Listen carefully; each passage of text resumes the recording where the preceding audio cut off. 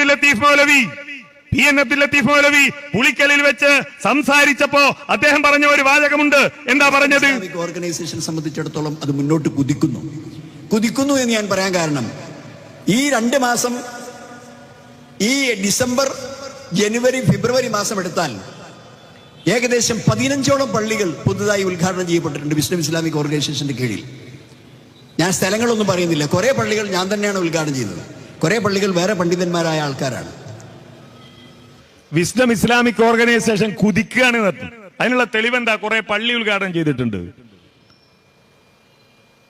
കുറെ പള്ളികൾ ഉദ്ഘാടനം ചെയ്തിട്ടുണ്ട്. ഭൗതികമായി കുവൈത്തിൽ നിന്ന് പണം കിട്ടുന്നത് കൊണ്ട്, അതല്ലെങ്കിൽ വേറെ എവിടെ നിന്നെങ്കിലും പണം കിട്ടുന്നത് കൊണ്ട് KNM-ന് വരേണ്ട പണം വ്യാജ കത്തെഴുതി തനിക്ക് വേണമെന്ന് പറഞ്ഞുകൊണ്ട് ആ പണം വഴിതിരിച്ചു വിട്ടുണ്ടാക്കിയ പണം കൊണ്ട് കേരളത്തിൽ കുറെ പള്ളികൾ ഉണ്ടാക്കിയാൽ അത് ആദർശം ശരിയാണ് എന്നതിനുള്ള തെളിവാണോ?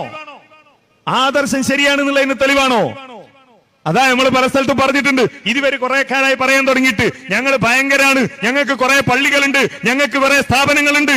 അപ്പോഴാണ് നമ്മൾ പറഞ്ഞത്, നിങ്ങളുടെ സ്ഥാപനങ്ങളുണ്ടല്ലോ, നിങ്ങളുടെ സ്ഥാപനങ്ങളെല്ലാം കൂടി ഒരു തട്ടിക്കൊണ്ടുപോയി വെക്കുക. കേരളത്തിന് പുറത്തും ഇന്ത്യക്ക് പുറത്തും ഒക്കെ ഉള്ള എല്ലാ സ്ഥാപനവും ഒരു തട്ടിക്കൊണ്ടുപോയി വെക്കുക. എന്നിട്ട് കാന്തപുരത്തിന്റെ നോളജ് സിറ്റി മറ്റേ തട്ടിലും വെച്ചോ. എന്നാ ഏത് തട്ടാ കനം തൂങ്ങ?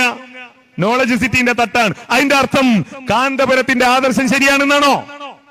അതിന്റെ അർത്ഥം കാന്തപുരത്തിന്റെ ആദർശമാണ് ശരി, കാന്തപുരം പറയുന്നതാണ് സത്യമെന്നാണോ?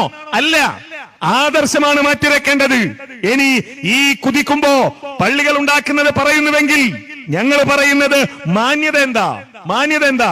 KNM-ന്റെ പേരിലുള്ള പള്ളികൾ KNM-ന് വിട്ടുകൊടുക്കലല്ലേ? എന്നിട്ട് നിങ്ങൾ കുതിച്ചോ? നിങ്ങൾ വേറെ പള്ളി ഉണ്ടാക്കിക്കോ, ആർക്കും എതിർപ്പില്ല.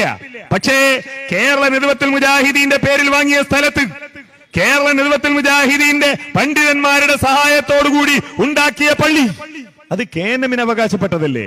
അപ്പൊ ചിലപ്പോ പറയുന്നറിയോ, അത് കുവൈത്തിൽ നിന്നൊക്കെ പൈസ ഉണ്ടാക്കിയിട്ടാണ്. കുവൈത്തിൽ PN-നെ പറഞ്ഞയച്ചതാരാ? PN സ്വയം പോയതാണോ? കേരള നേതൃത്വത്തിൽ മുജാഹിദീന്റെ പ്രതിനിധിയായിട്ടാ പോയത്.